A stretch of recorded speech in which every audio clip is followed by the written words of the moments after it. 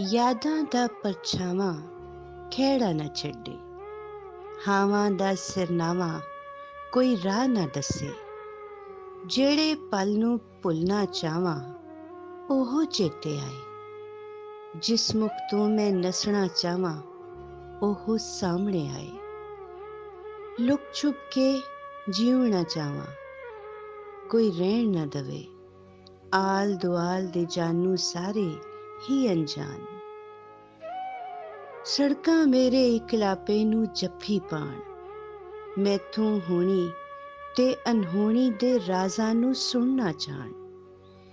ਮੇਰੀ ਰੂਹ ਨੂੰ ਲੈਣ ਪਛਾਣ, ਪਰਛਾਵੇਂ ਅੱਗੇ ਜਾਂ ਪਿੱਛੇ ਜਾਣ।